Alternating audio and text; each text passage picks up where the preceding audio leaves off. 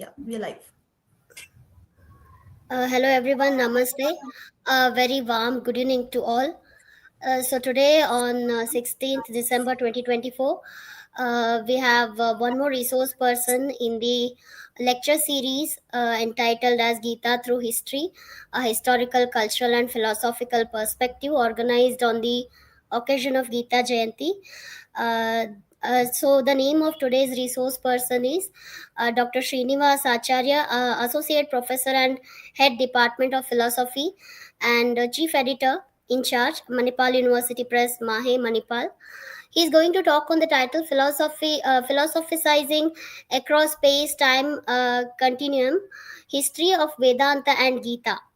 It's a very interesting topic. I take this opportunity to welcome Srinivasa Acharya ji to the platform of the history enthusiasts, and we are glad that he accepted our invitation in his hectic schedule. Uh, and I also take this opportunity to welcome our honorary president, Sri Nandan Shastri ji, and founder president, Ms. Manali Momaya, and all the co-committee members, advisory members of the history enthusiasts, and our audience who are joining us through this session. Please stay active throughout the session. Now I request Ms. Manali Momaya to introduce our today's resource person, Dr. Srinivasa Acharya. Over to you, Manali. Thank you very much, Nadhi, for the welcome. Uh, so it is an honor and a privilege to introduce today's distinguished speaker, Vidwan Dr. Srinivasa Acharya, whose scholarly contributions and academic pursuits have enriched the fields of Indian philosophy and knowledge systems. Dr. Srini serves as the Associate Professor and Head of the Department of Philosophy at Mahe, and also leads the Manipal University Press, where his work bridges traditional Indian scholarship with contemporary academic discourses. A celebrated scholar of Nyaya, Vedanta, and Alankara, Dr. Srini's expertise spans ethics, epistemology, metaphysics, and linguistics. His academic training includes over 15 years of rigorous study at Purna Pragna Vidyapitha, Sanskrit College, under the revered tutelage of Sri Vishwesha Tirtha Swamiji, culminating in multiple advanced degrees in Indian philosophy and Sanskrit studies from esteemed institutions. Dr. Srini is a recipient of the prestigious European Union Erasmus Plus Teaching Fellowship and has delivered lectures and seminars at leading universities across Europe, including Austria, Belgium, Germany, and Spain. His invitations to platforms like TEDx and the Oxford Center for Hindu Studies reflect his recognition as a global thought leader in Indian philosophical traditions. Beyond teaching, Dr. Srini's research contributions are remarkable. He collaborates on pioneering projects in Indian knowledge systems, focusing on Mahabharata studies, Ayurveda, yoga, Sanskrit, computational linguistics, and digital humanities. As the coordinator of the Dvaita Philosophy Resource Center, a guiding mentor for doctoral studies, and a member of multiple academic and ethics boards, Dr. Srini continues to shape the landscape of interdisciplinary and traditional Indian research. Today, he will illuminate the profound connections between Vedanta and the Bhagavad Gita, unraveling their historical and philosophical significance in his talk titled Philosophizing Across Space-Time Continuum, History of Vedanta and Gita. Let us warmly welcome Dr. Srini and prepare to be inspired by his wisdom and insights. Sir, it is an honor to have you with us. Over to you. Thank you. So I'm supposed to speak for 45 minutes or how long? Yes, sir. 45 minutes to 55 minutes is fine. Okay. So it's 6-7 now. Namaste. Shri Gurubhyo Namaha Hari Om. Narayanam Priyatamam Mama Sannamami Vagdevata Menene Prasanna Bhuyata Vinyanaya Bhagavanananda Tirtho Munihi Mama Vachasinadattam Sannidhim Manasecha Prapanchecha Panchaparam Mama Samastadaya Vishwesha Tirthaya Namo Namaste. So I'm Srini. I work at Manipal. Been part of Manipal since 2011. Before that, I studied in Purna Pragna Vidyapitha Sanskrit College. So I had the privilege to study under Pejawar Swamiji, and also I had very close personal associations with people like Dhananjay Govindacharya and so on, who actually helped me get into the Shastras and understand the Shastras and deal with it. I wouldn't consider myself as a scholar. I'm a lifelong learner in Shastras. And here at Manipal, with whatever training that we have received, now we are offering PG and PhD programs in Indian philosophy and Sanskrit studies. And the Bhagavad Gita forms a very core part, quintessential part of the entire Indian philosophical journey, Indian knowledge systems. It's a very important text in multiple aspects. Now, why so? Why Gita plays such a role? When we say philosophy, we mean broadly three things: Pramana Shastra, epistemology; Prameya Shastra, ontology; and related studies which could be translated as Maulya Shastra, that is Kala Shastra and Dharma Shastra, ethics and aesthetics, axiology. This is the classical classification of philosophical branches in the Western context. In Indian context, broadly it's considered as Pramana Shastra and Prameya Shastra. And Dharma Shastra and Kala Shastra, ethics and aesthetics, they are considered as part of the metaphysics or ontology, that is Prameya Shastra. And Bhagavad Gita is a platform of Prameya Shastra. Bhagavad Gita, it is within Mahabharata, as everyone knows it. Its length is 700 verses. So each verse roughly is of 32 characters with around 10 to 12 words and 2 lines. So it's 700 into 2 lines, 1400 lines, or 32 characters approximately into 700 verses, so on. So that's the length of the text. And it is classified in 18 chapters, and the 18 chapters have different names. Though these names were not given in the Mahabharata tradition itself, it was the later follower of the Mahabharata traditions who realized, the philosophical commentators of the tradition, who realized, and for the ease of understanding and to realize the position of these texts in the metaphysical realm, they gave each one name. Bhagavad Gita is also considered as Upanishad. So, why Upanishad? And what is the connection with Bhagavad Gita and Upanishad and Vedanta? One of my colleagues, when they did their lecture in the previous sessions, my PhD co-guide Vidwan Professor Dr. Virnana Pandurangi also had delivered a lecture at the beginning of this session, and my another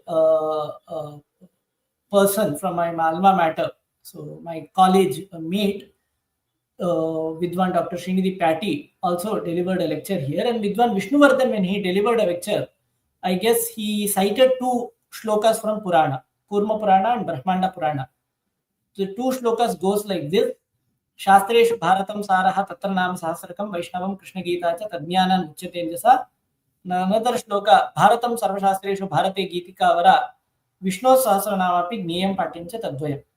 So among all the Shastras, the scriptures that deal with Indology or India studies, the classical India studies, the Indian knowledge systems, Mahabharata is considered to be the essence of all. We will discuss why it is so.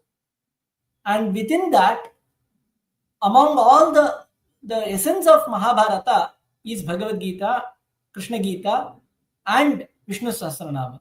So it's must for every individual who is an aspirant to study Indian knowledge systems, classical India studies, to study Mahabharata, Bhagavad Gita, and Vishnu Sahasranama.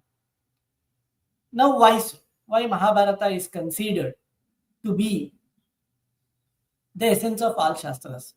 What does that actually do? Mahabharata also is considered as Indian epics. Indian epics means Itihasa and Purana both put together. So Itihasa, that is Valmiki Ramayana. There was also another version of Ramayana as some of the classical Sanskrit literature site, that is called Mula Ramayana, which they also say that it doesn't exist anymore. However, the oldest Ramayana that is available is Valmiki Ramayana. Valmiki, the son of Prachetas, Vedaha Prachetas Adasi Sakshad Ramayanatmana. So the son of Prachetas, Valmiki, he wrote Valmiki Ramayana of 24,000 verses, and then Mahabharata 100,000 verses. Now the available critical editions, they vary from 75,000 verses to 100,000 verses. So some scholars also have a different opinion according to their philosophical and philological affiliations, from the way they would look at India and India studies. So they would say that it is initially written as Jaya, very small text, around 10,000 verses, and then later it became to 25,000 verses Bharata, and then 100,000 verses Mahabharata, which is actually later interpolations. And then the orthodox traditional scholarship, the Sampradayavadins, will not agree with this view. Now, Mahabharata, what is the role of Mahabharata in Shastras? It's merely a narratology. It's a story of warring cousins. They are fighting against each other. And why does it configure in Shastric studies? It is considered as not just Kavya, but also as Itihasa, and also as Kavya Shastra, Shastra Kavya. Not exactly as Kavya Shastra, but at least as Shastra Kavya. So, what is the role of Mahabharata and Bhagavad Gita? And what does it actually help us to travel across space and across time? And what do we mean by when we say philosophizing? When a person wants to study Indian knowledge system, particularly Indian philosophy, when we say Indian philosophy, we don't mean literally only Sanskrit philosophy. We also mean, like for example, when we say Western philosophy, we mean the continental tradition and analytic traditions. And when we say continental traditions, European philosophy, it is not just region specific, it's also language specific. So when we say German philosophy, it's the German texts that were written maybe from different regions, but in the German language, German literature. So Indian philosophy, it's the greater Indian subcontinent, the historically speaking, not from 1947 India, but India from the civilizational connect that was established from the Central Asia to Southeast Asia corner. So we have different traditions, Vedic and non-Vedic traditions, Brahmanical and Shamanic traditions. So among these Vedic traditions, Itihasa Mahabharata plays a crucial role. What kind of role? Itihasa Puranabhyam Vedam Samapabrahmayed Vivetyalpashrutat Vedaha Mamayam Prachalishyati. The Vedas themselves are scared of the people who would like to approach the Vedic texts without having read Itihasa Purana, the Panchama Veda, fifth Veda. If a person who would be studying Veda, but who would be want to study Vedas, but has not read Itihasa Purana. The Itihasa Purana, the Vedas themselves are scared of that person, this person, Mamayam Prachalishyati, would violate me. What does that mean? See, Vedas, the Vedic schools, that is the Vedic, if I would like to put it this way, Vedic physics, which is Vaisheshika school, Vedic metaphysics, which is Sankhya school, Vedic psychology, which is Yoga school, Vedic logic, which is Nyaya school, and Vedic rituals, which is Mimamsa school, and Vedic wisdom, which is Vedanta school. Now, a person would like to understand the Vedas without these six disciplinary approaches. A person wouldn't be able to understand what all lies in Vedas. So they would have to study these texts to understand what all is in Vedas, because other than that, Vedas would be merely some sort of, you even classify Samhita, Brahmana, Aranyaka and Upanishad and Rigveda, Yajurveda, Samaveda and Atharva Veda. These, it would speak about lifestyles, it would speak about a lot of variety of things, and also be a source for Upavedas, Stapatya Veda, Dhanurveda, Artha Veda, Gandharva Veda and Ayurveda. But we wouldn't be able to understand the abstract Vedic concepts, Vedic metaphysics. So we need something that helps us to understand. It helps us to understand how would we actually, what Vedas are trying to communicate. So they were written down. These are actually some sort of historical case studies. One might agree that Ramayana and Mahabharata is purely factual. One might not agree with it. They might find it fictional. Some might even find it very factional. Mix of fiction and facts. Of course, the traditional scholarship would say that it is itihasa category, means it literally happened, everything there. It depends on one's opinion. Okay, so the ontological status that they would like to accord to these. However, how we think or what is our thought experience is not going to change an ontological status of these literature undoubtedly, but at a subjective level, it becomes very important what kind of opinion you have, but that's a different debate. We are not looking at this debate. But even if you take it as a narratological or historical or whatever it is, philosophical or whatever it is, to understand Vedas, they have been characterized in different format. And the Vedic ethics have been characterized in these characters. Vedic metaphysics have been explained in the Vedic, in the cosmological manner in these sacred texts. Now, Arjuna and Krishna's conversation in Bhagavad Gita literally helps us to understand those contents of Veda, particularly Veda's last portion, Vedasya Antaha, Upanishad. Antaha here does not only mean last portion as most of the philologists would translate or explain. Anta also means Sara, essence. Sanskrit language and most of its lemma, they are polysemous. They have multiple meanings. You cannot just take one meaning, one dictionary entry, and then say standardize the meaning that it's going to be fixed across. You cannot do that for not just for Sanskrit, any language and literature for that matter. They have their own semantic, pragmatic, and hermeneutic expressions, and they would mean a lot. So similarly here, you cannot just take one word and then fix the meaning. It's not possible. It wouldn't help you to get closer to the text itself. Now, for example, Mahabharata, as in some text, Sanskrit literature, as they have explained, they say Vedas, every Vedic sentence, every Vedic syntax has not lesser than 3 meanings. And when it comes to Mahabharata, it is not lesser than 10 meanings every sentence, every shloka. And when it comes to Vishnu Sahasranama, every nama, every name has not lesser than 100 meanings. You may read revered scholars from different language and philosophical traditions of Indian culture for you to understand more about on this topic. Now here, let us look at Mahabharata's beginning shloka. It says, Manvadi kechit bruvate hyastikadi tatapare tato paricharadinye bharatam parichakshate. Mahabharata, some people say it starts from the story of Manu, some people say Uparichara some people say it starts from the story of Astika Muni. But actually, the same shloka also has another meaning, as the commentators have explained it to us. Manvadi kechit bruvate, Manu, Mante. So the one who thinks through the thought process. So the Mahabharata has a psychological interpretation. Astika, historical interpretation, Uparichara, spiritual interpretation.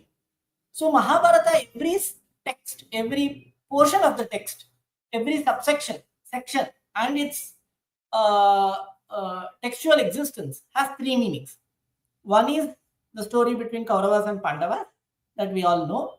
One is the spiritual interpretation, the interpretation of the divine existence, and another one is the psychological one, the story of every human's mind.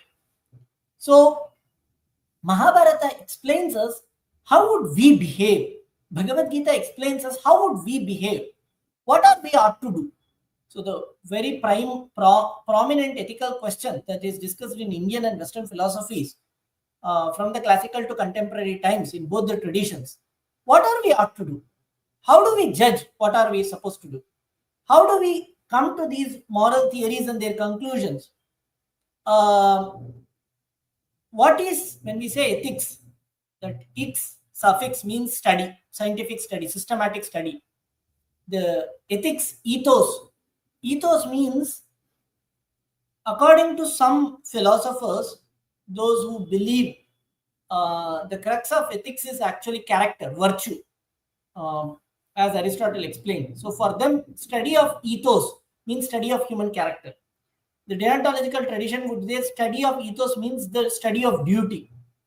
Whereas the teleological traditions, the utilitarians and consequentialists would say study of ethos means study of the end. So all these three people have justified their interpretations about ethics. So what are we supposed to do? Are we supposed to focus on what we do or what we get, or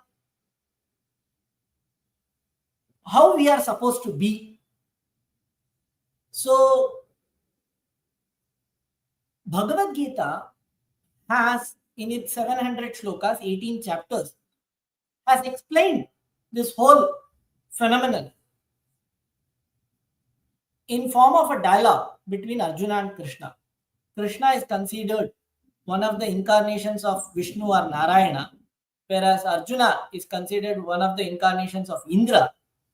And it is the conversation between Indra's incarnations and Vishnu's incarnation in the Hindu religious tradition. And in the commoner's eye view, it's between two people. Now, we could see that Arjuna's questions very profound, very moral. Those moral questions that Arjuna has put forward in the first chapter has actually he asks very profound questions to Arjuna. Krishna, am I really supposed to engage in this battle?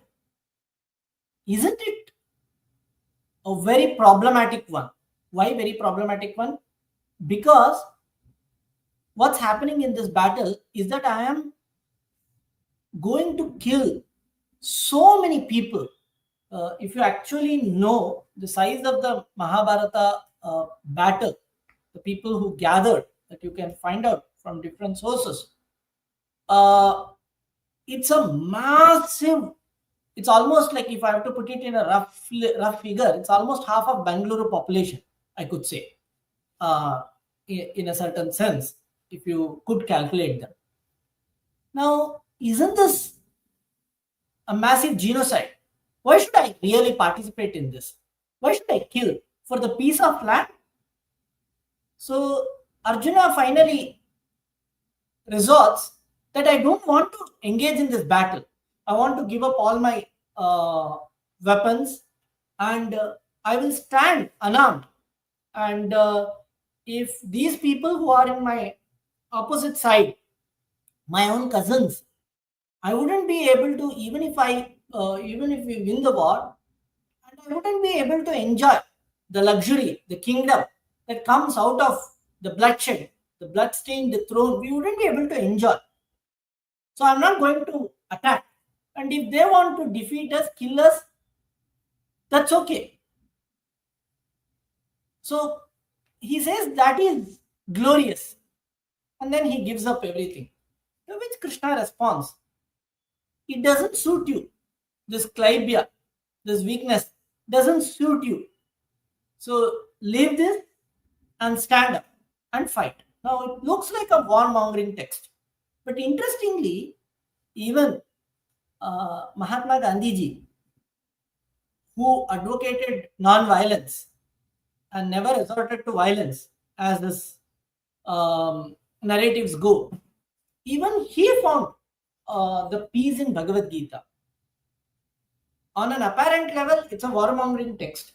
How could you say that Bhagavad Gita is a text that is advocating peace? Now, to answer this question, you will have to very carefully read between the lines the entire Mahabharata story, how it has been constructed, how it has led to the battle. What has led to the battle? What Arjuna fails to see is what is Krishna's metaphysical explanation. That's why the one who has to read Vedas cannot jump into Vedas without reading Itihasa Purana. Itihasa 24,000 verses, Mahabharata 100,000 verses, Ramayana and Mahabharata, and then Puranas 400,000 verses. So it's almost 500,000 plus verses. Without these, you cannot read Vedas and understand the Vedic system, Vedic philosophy. So it's a very essence in which Krishna never directly responds to Arjuna's question of the first chapter. Rather, he takes in a very different way, as any philosopher would never answer directly. He would rather cross questions Arjuna in multiple levels. So initially he would bring the discussion of is there a death? Who's the killer and who's the killed? And so would you say the embodiment itself is the embodied soul, or is there someone different from the embodiment? Is there a difference between embodiment and embodied? And if so, then the embodied, what actually vanishes or perishes? Is it the embodiment or the embodied? If the embodied stays, then why should you lament? And if you are a warrior who's standing here to fight, can you actually withdraw? So he brings deontological questions. How would you be able to solve this with the help of wisdom? What is wisdom? What is equanimity? So should you engage or not? Should I get into an action or not? So what is an action and how I'm supposed to do an action? How I'm supposed to know what I'm supposed to do? So in the first 5 chapters, he has answered 3 of the primary philosophical questions. The ontological one, who am I? Bringing the idea of embodiment and embodied. And the second question is what I'm supposed to do, the axiological, ethical one. What I'm supposed to do, what is to be done, what is good and bad, what is right and wrong. And then he answers the third question, how do I know all these? So he has emphasized the importance of the wisdom in the Bhagavad Gita. Then, if I have to know how I'm supposed to behave, so he has spoken about the psychological and the intellectual and the emotional sanctity and the sanity that one person could aspire for and could experience, how a person is supposed to behave, how one is ought to behave. And then after the first 6 chapters, then he goes on explaining about the universe, the way the embodiment has come into picture. So we have taken different forms of embodiment. Even this mobile phone is an embodied individual. It has an embodiment. So I am also an embodied individual. I also have an embodiment. So I am also a Purusha because I live in this Pura embodiment. This is also a Purusha. This also lives in an embodied, it's an embodied individual. But there is a significant stark difference. It cannot function on its own. It does not have natural intelligence. Rather, it can work with an artificial intelligence, whereas I am supposed to work with a natural intelligence. And then he goes on explaining the divine intelligence in the next 6 chapters. Where does the divine intelligence reside? Where is the supreme being? Who's the supreme being? And what sort of connection we or ought to have with that supreme being? And then concludes that in the 12th chapter. Later in the last 6 chapters, he discusses about the creation of the supreme being, the world as a organized system, that it's a very well planned, meticulous system that has been coming to picture, and how we are supposed to engage, how we are ought to engage with the universe. So how the creation has happened. So his explanation is not a very cosmological one like Bhagavata Purana, but it is a very metaphysical one. So how the primordial nature and its 3 strands are evocative, invocative, provocative, and revocative strands have formed this whole universe, the macrocosm, Brahmanda. And what are the aspects of these 3 strands in the last chapters of the Bhagavad Gita? And what is divine, what is demon? He has explained. Now, this helps us to understand. This has been narrativized in the form of Kauravas and Pandavas in Mahabharata. Whereas in Bhagavad Gita, that is why it's Mahabharata, which is considered as the essence of all Shastras. Bhagavad Gita is considered an essence of Mahabharata because it clearly helps us to understand what is the psychological nature of an individual and how would we engage with a certain thing. With a certain thing. It's a very interesting one, if you see. That is why Bhagavad Gita is considered as one of the important scholastic texts of the Vedanta tradition. When you say Vedanta, it does not mean merely, as many of the contemporary scholars and the philologists once parse it as Vedasya Antaha, means the last section of the Vedas, Samhita, Brahmana, Aranyaka, and Upanishad. No. Vedasya Sara, the Vedas quintessential section. So the gist of the Vedas, that is Upanishad. Upanishad explains not just the spiritual aspect of the Vedas, but also the metaphysical aspects of the Vedas, also the ethical aspects of the Vedas, and therefore the ritualistic behavior of an individual. It gives the meaning of what karma would play a role in an individual and how therapeutic a karma can play a role in an individual's life. We are doing a conference in therapeutic philosophy in the coming month at Manipal. Now, Upanishad is vast and is not sequenced. It discusses a lot of content in a very different manner than the reader would expect. Not all text will be exactly the way I want. Not the author is going to compose something the way the reader wants. There are a lot of texts that where we have to do our hard work to understand what they mean and why they have written in such a manner. So Bhagavad Gita is actually not just a quintessential,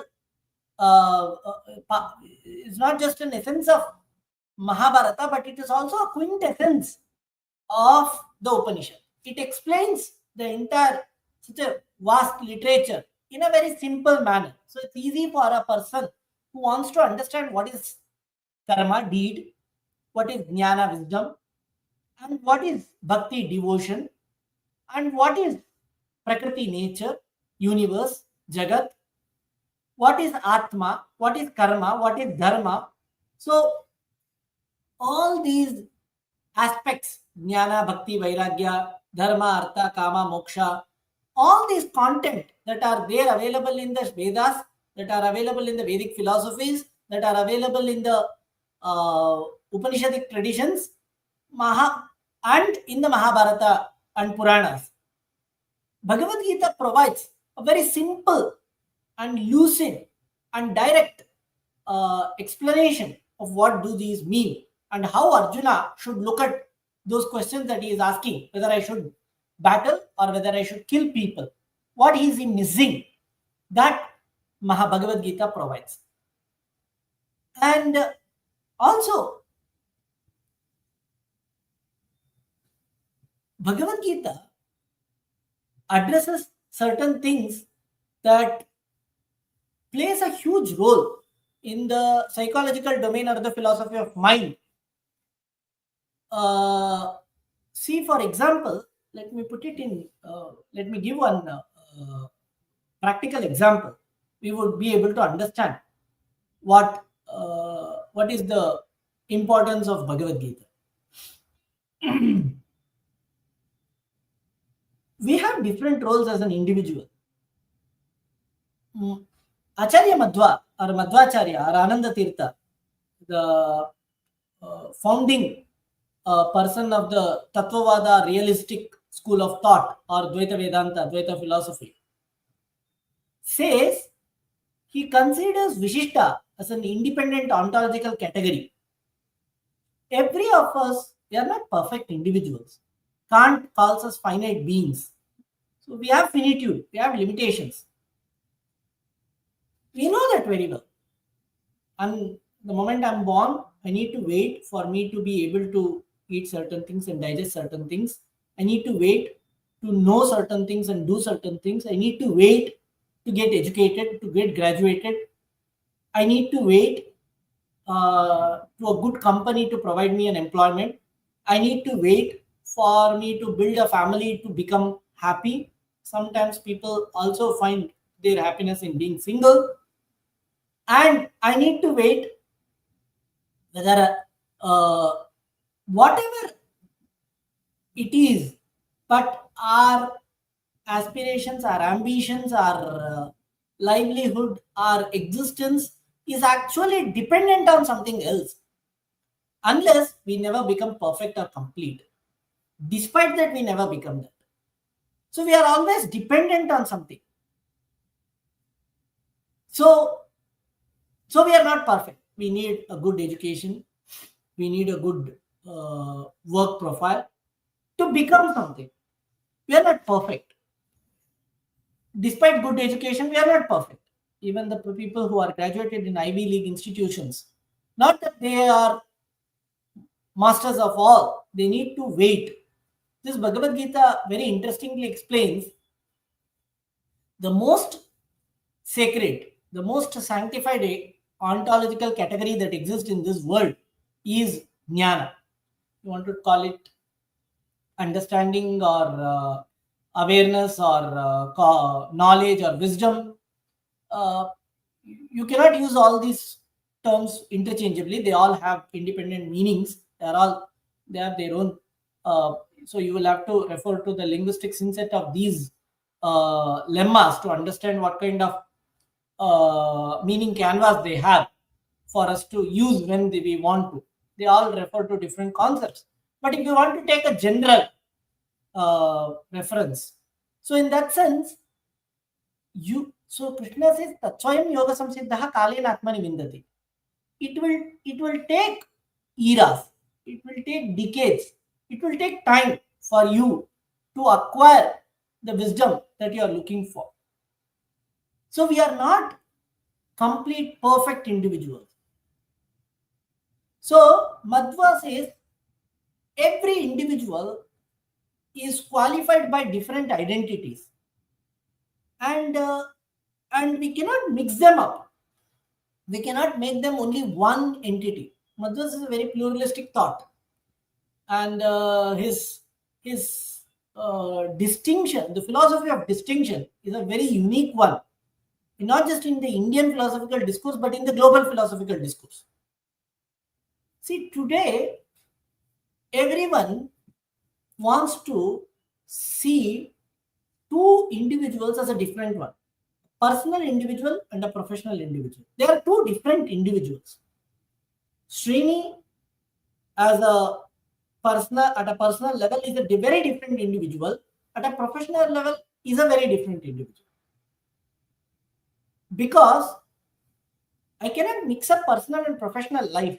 I cannot bring my parents, my family here in my professional life just because I'm the same individual. No, I'm two different individuals. I cannot bring my professional world into my personal life. That's a different world. We are unable to understand this distinction. Krishna emphasizes this distinction.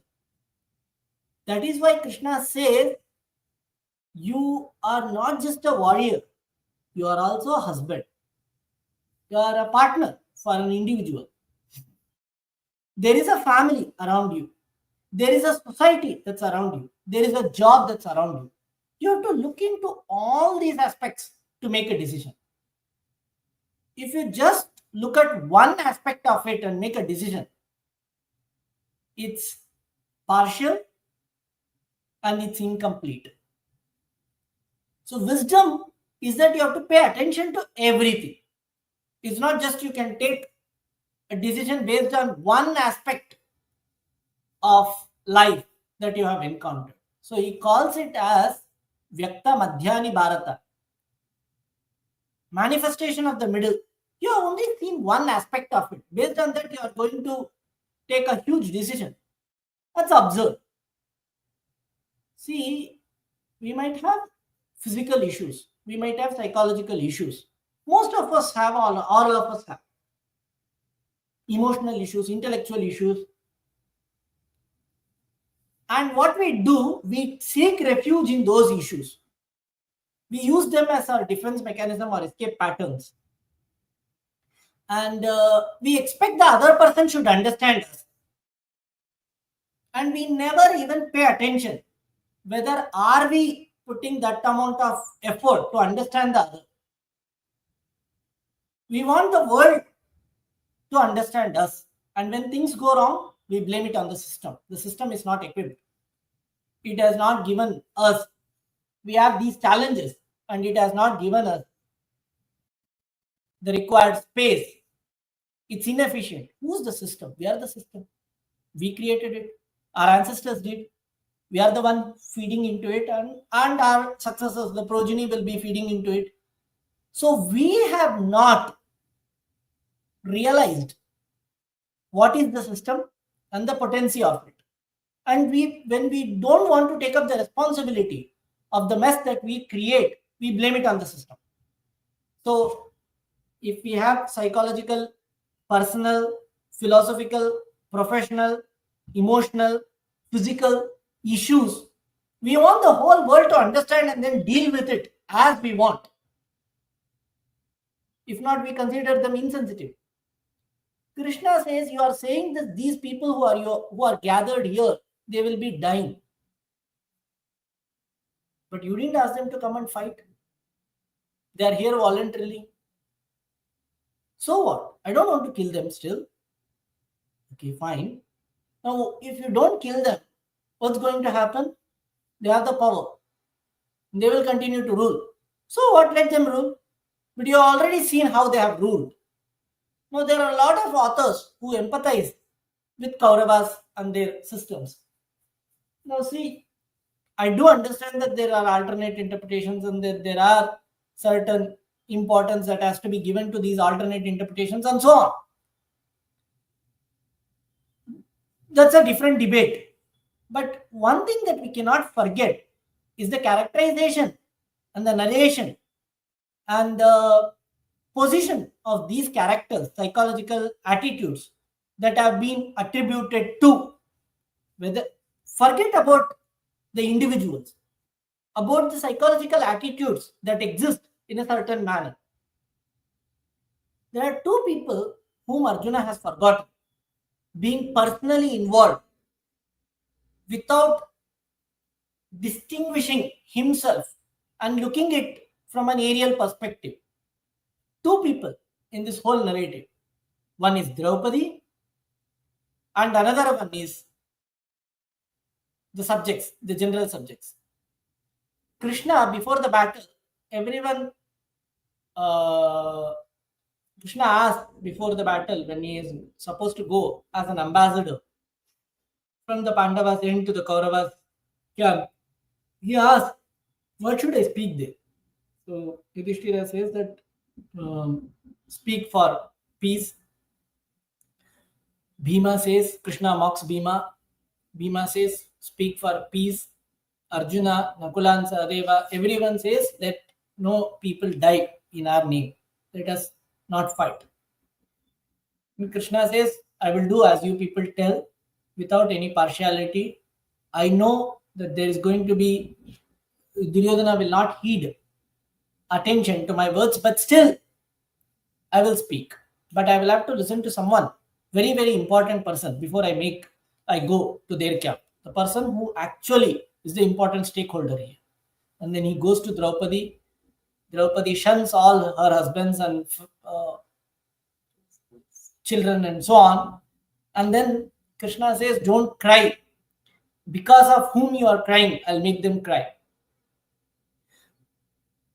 Krishna fights for peace, tells to Dhritarashtra that you will stop your children, I will stop Pandavas, there will be no battle.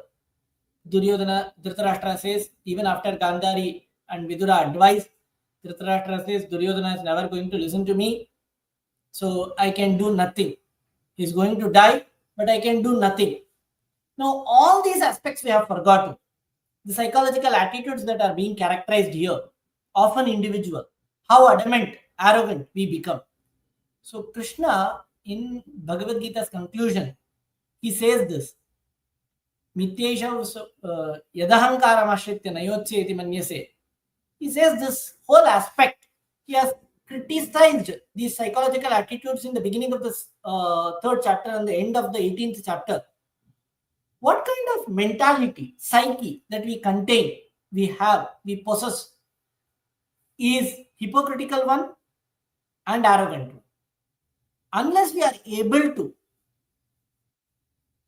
see, it's not that we have to undermine or under evaluate our own capability, but we will have to introspect, reflexive. We have to be carefully self-evaluate what kind of an individual we are. This you can see in the way Krishna has been characterized in Mahabharata, where all he has emphasized this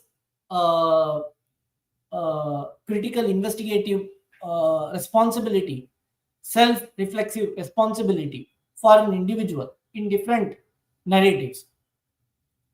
We will have to evaluate ourselves. We will have to carefully look in. That is what is critical thinking. We will have to carefully look into what kind of an individual we are. Who am I? What I am supposed to do?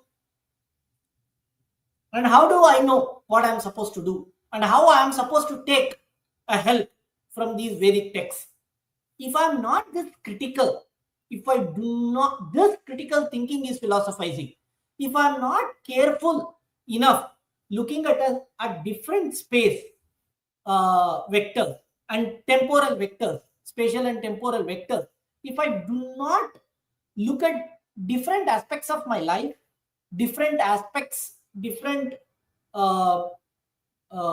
quadrants of my existence, the judgment that I'm going to make, even though apparently it would be seen as an altruistic one, but it is not going to help anyone. This is a very, very powerful content that Krishna has delivered in the form of Bhagavad Gita. So, of course, Bhagavad Gita, Brahma Sutra, Upanishad, all of them are Paravidya, and they have a strong ontological existence in explaining the whole universe and the divine intelligence and the divine spectrum. But also, they are also Aparavidya. They also have a sociological responsibility, a social, they explain the social world, how it is structured. So Krishna says, though I am the facilitator, I am not the creator of this sociological world. So from an anthropological perspective, from an archaeological perspective, from a historical perspective, from a philosophical perspective, from a cultural perspective, we need to understand the dimensions of the space and time in creating, and the way we have evolved, and the way we will continue to evolve, and the way we will traverse in this whole journey of the universe, and our small little role, the embodiment that we get in different formats, how we are supposed to behave, we are, and what we are supposed to do, what should be the end result of these. These have been very meticulously drawn, pictured in Bhagavad Gita, explaining the relation of the self and the world. So here it's 6:53. I started at 6:07. So I guess I can conclude my lecture with this note. I have tried to touch different aspects of philosophy and the concerns of humanities, so on. I hope that many people might find it useful in their academics and spiritual research journey, and benefit from Krishna's wisdom. That's timeless wisdom. So I thank for this opportunity the history enthusiasts, the honorary president, the founder president, and the vice president for giving me this opportunity to share my thoughts in this unstructured manner. मत्प्रेरकेण हरिणा या पूजा सस्यकारिता वाग्यज्ञ रूपा लक्ष्मीशा तया प्रीणातु Krishna अर्पणमस्तु. If there are any questions, I would like to answer them. I saw one question at a certain point of time, and I'm unable to see that question.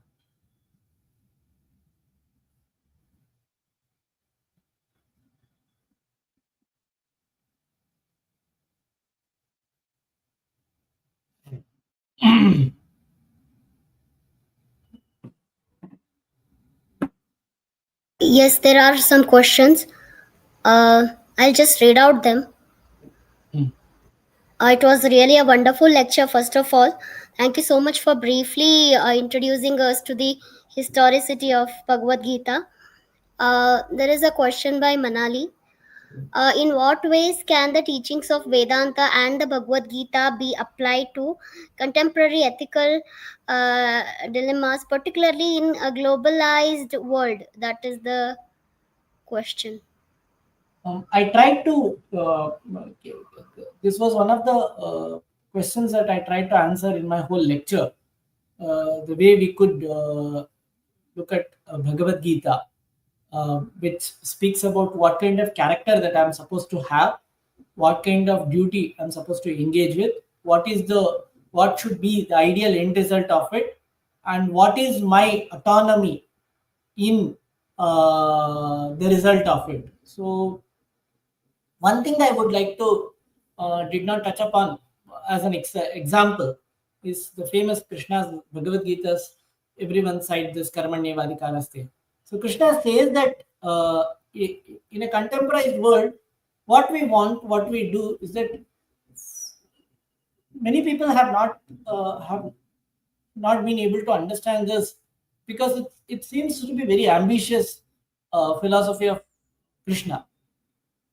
See, a doctor should focus on the method of performance. A researcher has to focus on the research method, not the end result.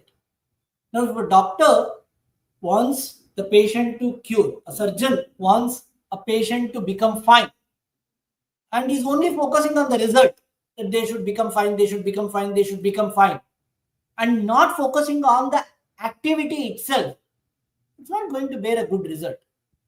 So focus, your autonomy exists on the action.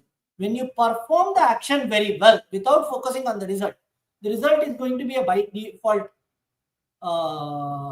It's going to be good by default. You don't need to put your efforts into the result. You have to put your efforts into the action. So this is one of the important tenets of Bhagavad Gita, that we could apply in the present world. How methodically we have to be very systematic in our performances that would lead to, even if we are focusing on the result, we would want a particular kind of result, but that action has the potency to give more than what we want. So then we will have to focus on the action rather than the result. Then we would get the desired result, the deserved result, and more. So that's one of the teachings that we could carry from Bhagavad Gita. Thank you so much, sir, for highlighting that means are as important as the ends, or sometimes more important than the ends. Thank you so much. There is one more question by Manali in the chat box.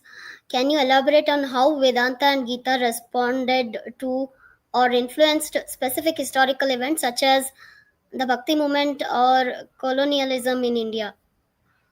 Oh, it's a very big question. It's very difficult to answer both of them. So, though Krishna, as Bhagavad Gita, is seen by some people as some sort of warmongering, but actually it is not warmongering. It is actually asking us to perform what we are supposed to perform, and particularly during the colonial period, um, the people who the revered personal social reformers like Vinoba Bhave and so on. So they looked at Bhagavad Gita. There are very interesting conversation between Tagore and Gandhi and Bhagavad Gita.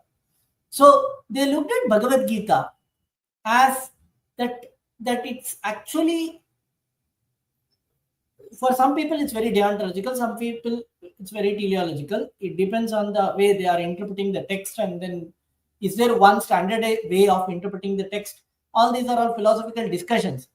But actually what it did during the colonial period, it helped us to realize our own potency, what we are supposed to fight for, and how we are supposed to fight.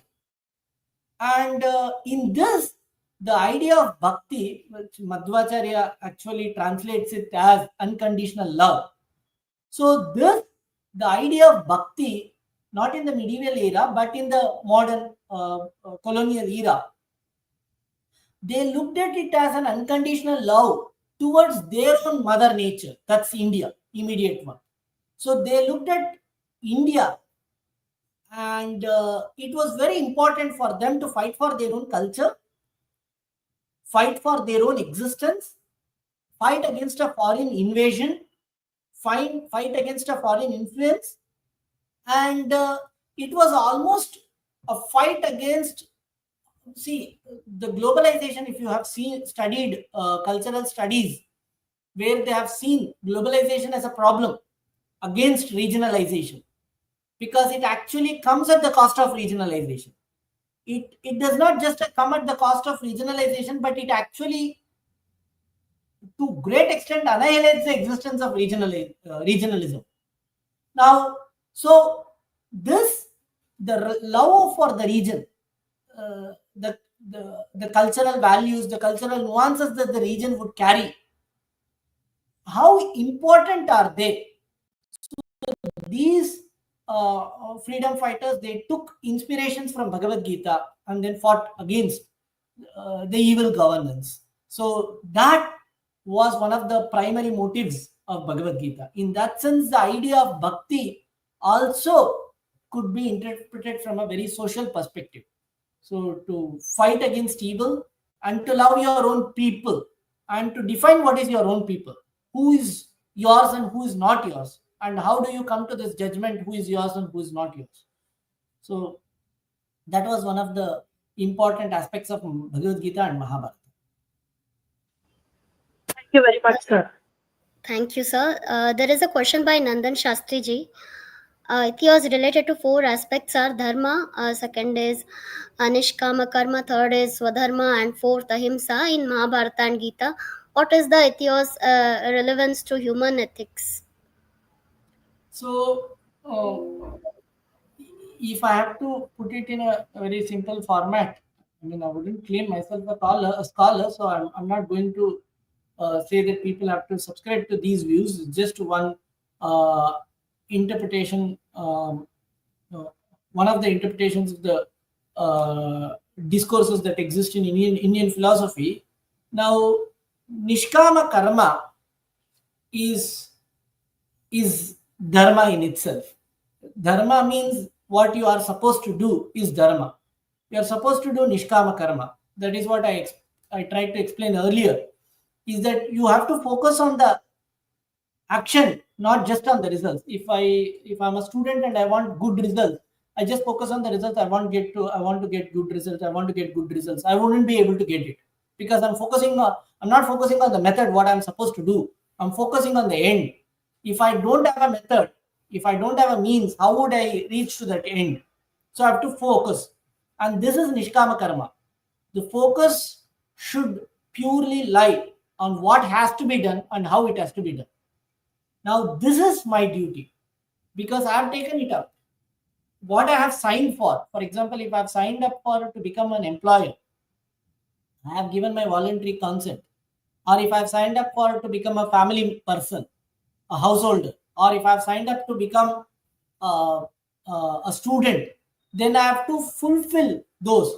I cannot expect the institution to graduate me without me attending the classes, without me being a student, without me expect the company to pay me salary without me doing my work. So that's swadharma. What I have signed up for as a warrior, as a HR person, and so on. That swadharma has to be done in a manner where I focus on a more effective and efficient manner of doing things. That is nishkama karma. This form of dharma would ultimately lead to moksha. Moksha means is freedom from suffering.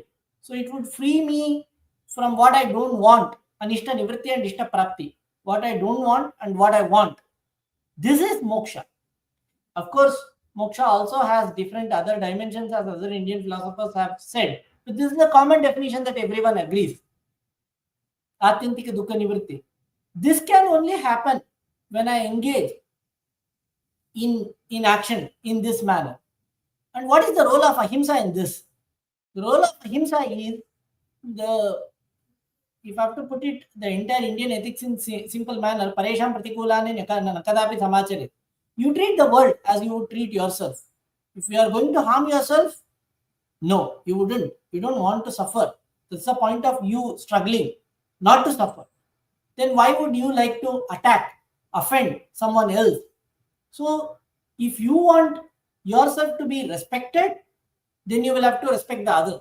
Because what you are going to do to the other, that person also is capable of doing that to you. So you need to understand the distance between you and the other. You need to value that distance. It is not that you have to put the other person, throw out the other person. No, the distance is respect. You need to understand the person and you need to respect the person. And when you respect the person, you would automatically get the respect. It's a by default result that you would get it. So that is ahimsa. So don't harm the other, then you will not be harmed. So that is what it also means, dharma rakshati rakshitaha. If you protect, you will get protected. You will be protected. Because if you don't protect, you are the perpetrator. If you are the perpetrator, you can also become the victim. So neither become perpetrator nor become the victim. That is what Krishna also told in the second chapter elaborately. So I think I tried to explain the ethos in these responses. Thank you very much. There is one more question by Nandan Shastri ji.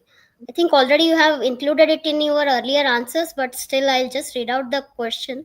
What is the cultural significance of the Mahabharata and Bhagavad Gita in Indian society? I think in your earlier answer itself you included the points regarding it. If you want to take the question separately also, you can.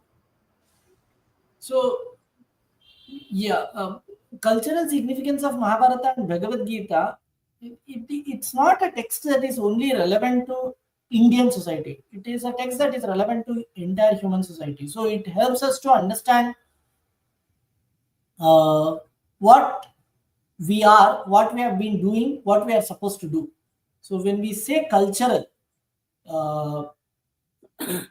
what is samskriti? What is the refined action? Samskriti. What is the refined action that helps us uh, uh, to enterprise into one? So, if we would like to engage into this cultural enterprise, what is the refined one? What refined action can be considered as culture? This explanation of every action, every karma, has been extensively elaborated in the entire Bhagavad Gita. And this does not merely uh, limit to the Indian subcontinental borders or the Indian political borders. It transcends beyond. It is a historical response to the entire human civilization. What, even at an ideological level, if not means idea level. Today, ideology is being used in a very different sense than the linguistic semantic sense. But in an ideological level, how Madhvacharya says humans don't change. All kinds of humans exist at all point of time. So, in that sense, all these textual references, they hold value across time. So, in that sense, it would hold such a significant uh, uh, meaning, not just in the past, but in the present, but not just here, but also elsewhere. Yeah, thank you so much. There are some more questions. If you, with your permission, can I take them? Okay, fine. Okay. There is a question by Dr. Chidanand Dhavaleshwar. Are there any elements mentioned in the Bhagavad Gita about social work concepts? Um, so, I do not know what is your standard or operational definition of the social work when you say social work. So, if you have a specific kind of concept that you are referring to in the name of social work, then it's our responsibility to find them in Mahabharata or Bhagavad Gita. Yes, of course, you can find them. They may not appear in the same manner. No text is going to be so tailored to fulfill our needs. So they would rather provide the content in a very enigmatic manner or an indirect manner in which we have to decode and decipher the meaning and see whether it actually suits our needs.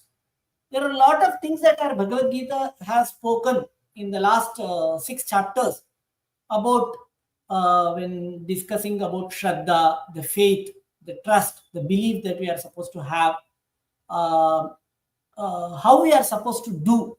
And then Krishna says that there are 3 things that we cannot at any point of time leave: yajna, dhana, tapas. Tapas is not the only tapas that we know that we have to go to the Himalayas or the forest and then do. Tapas is Upanishads and Mahabharata has explained what all can be considered as tapas. And Bhagavad Gita, Uddhava Gita, many things have explained very clearly what all Dharmashastras, they have explained what all can be considered as tapas. Even puja, not only the ritualistic puja that we do in temple or at our home early in the morning, that's only can be considered as puja. All these are all social works only. The term yajna also refers to social work only. So, in that sense, we can uh, interpret them. As I told, the Bhagavad Gita has 3 meanings. One is the historical one is the spiritual one, and of course, the psychological one. So, in that sense, it refers to our psychological existence, whatever we are doing in everyday life. So, they have sociological relevance. So, they do refer to social work concepts, but not literally in direct manner as we want them to be. There is no ready-made answers in Bhagavad Gita. Thank you, sir. There is one more question by Dr. Ramesh Kamble. Does Gita mention whether it should be restricted for certain sections of the society, such as women or Harijanas? There's no such restrictions in Bhagavad Gita. Uh, of course, in certain texts, there are certain creed-based sanctions are found, and they tend to be controversial ones. And Bhagavad Gita looks at an individual as an embodied individual. The embodiment could be anything. Very interestingly, Bhagavad Gita in 6th chapter and the 5th chapter, he has told Krishna that you cannot look at the world as one is above, one is below. So only when you are able to see everything in a very equal manner. Equal manner does not mean that the way you are going to treat your child, you treat your partner or your parent.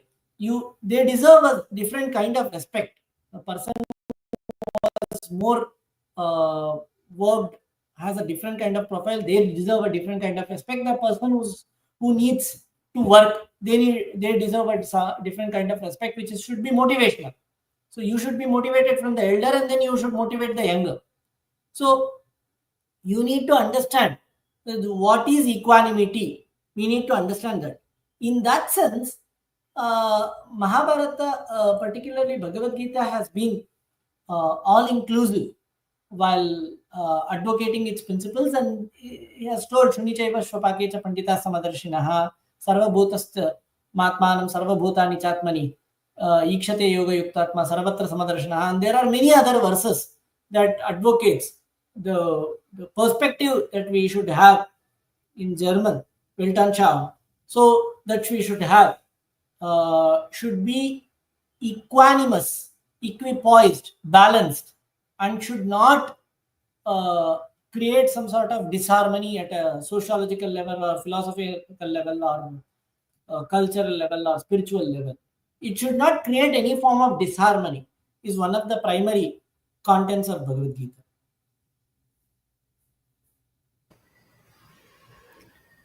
There is a question by Manav from BHU, Banaras Hindu University. Why is it so tough to teach Indians about India through Srimad Bhagavad Gita and our Vedas? So the question continues actually. Please suggest a way that can help us inculcate young students in this discourse without causing huge ripples in the bureaucratic machinery. So, bureaucratic machinery is a different constraint. Any text, whether it is Indian or Western, from any part of the world, it's classical or contemporary, it does not pose any challenge, but at the same time it would pose challenge. It's like exactly like Krishna in Bhagavad Gita tells, Tasya kartaram apimam vidya kartaram avir.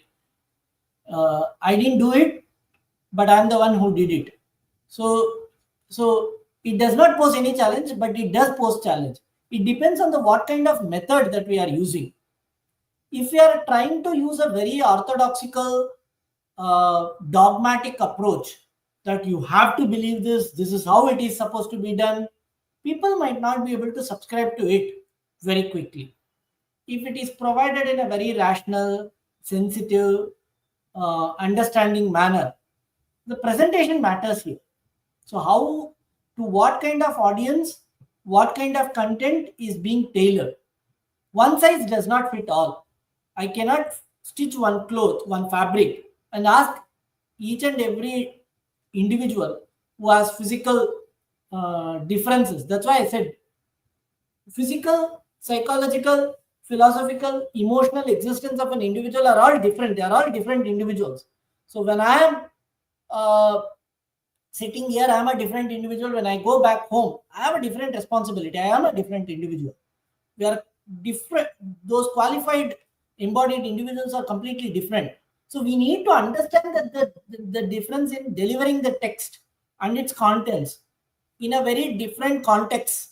So the text and the context should actually be corresponded in such a manner in that the audience would be able to receive it.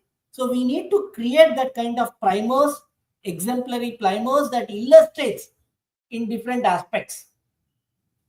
I hope this approach could work, because in Manipal we have been trying it out, and I wouldn't say it is greatly successful because it's just 4 years of work. one institution or one individual cannot do this. It has to be at a large scale by like-minded people. All of them come together, put their thought in pedagogy, research, and so on, and then create that kind of fabric uh, to address. And also, we need to uh, sensitively respond to the people who are involved in this process where we want to deliver the content. We need to respect their boundaries and their existence, and then try to give them in a manner that they can digest, present the food in the manner that they can digest. An old person cannot eat and digest what an young person can.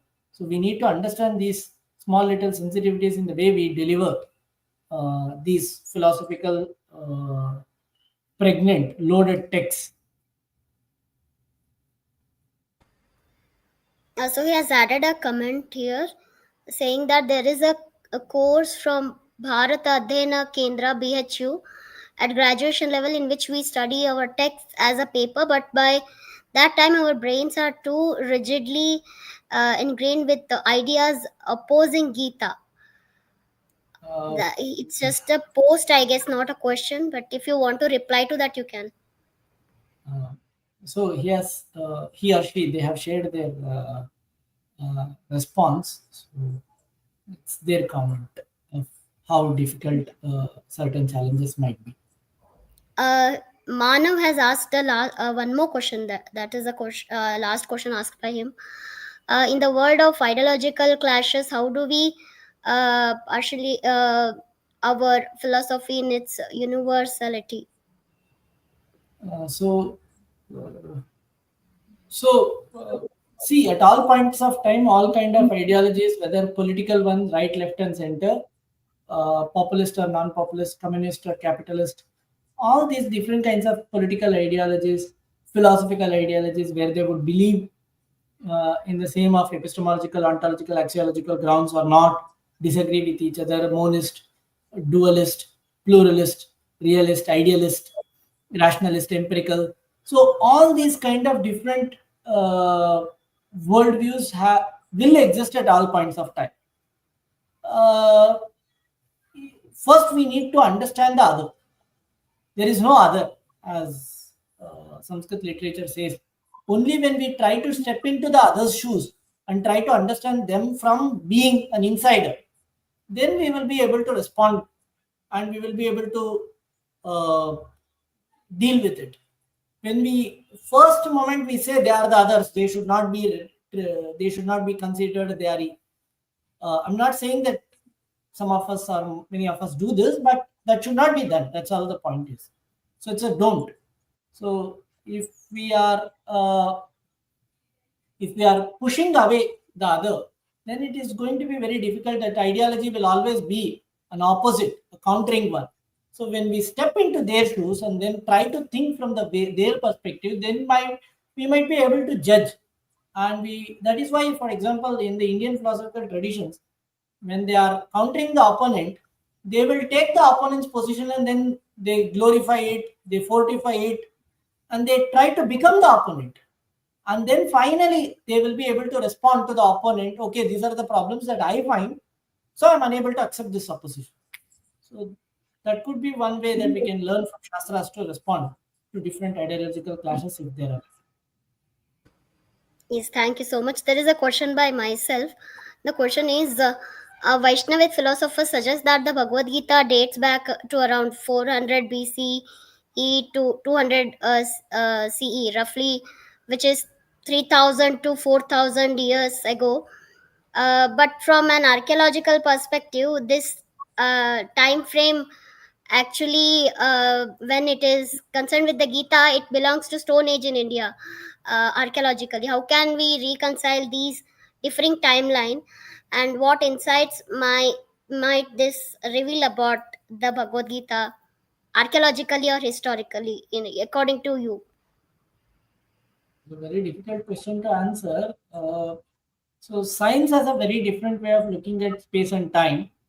Philosophy has a very different way of looking at space and time, and culture has a very different way of looking at space and time. So there are multi perspectives that are actually confluencing on this aspect of space and time.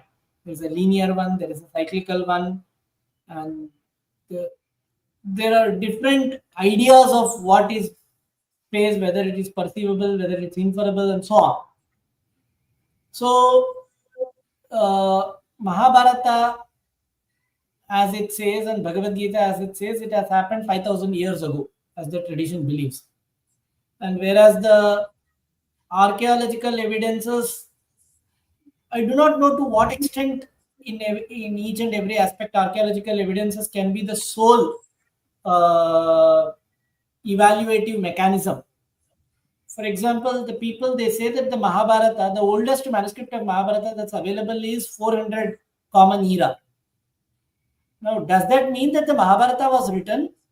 See, I can write a book now and it can get published at any point of time. It can be published after 1,000 years. Does that mean that the book was written after 1,000 years by someone in my name, or what I had written wasn't published? So manuscripts at those times, authors were not scribes.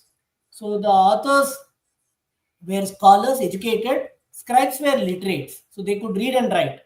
So they used to be sanctioned by the royal for different purposes. So they used to, like today we have these funded projects where we would fund someone, the government, royalty will fund the people to conduct projects. So there were many people who were copying Mahabharata in their kingdom. So the oldest one that we could protect was from the fourth common era. It might have been copied from a different manuscript, and that might have been copied from a different manuscript. So the older ones we don't have, and so historically speaking, how can we judge just because of the available archaeological evidence? That's manuscript. Now the another question would counter question would be, but in terms of pottery, in terms of carbon dating, in terms of inscriptions, wouldn't the actually this counter the belief system of the traditional worldview?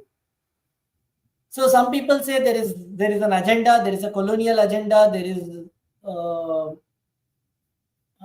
some sort of anti-establishment agenda from different ideological perspectives which want to undermine our world way of looking at things. One thing we have to be very careful also is that the science, whatever it is going to, I'm not saying my views are very well established or valid, that has to be subscribed as it is, but what we can very carefully see is that whether it is the geographical understanding of the world or the civilizational understanding of the world, everything revolves around Eurocentric biblical explanation of the world.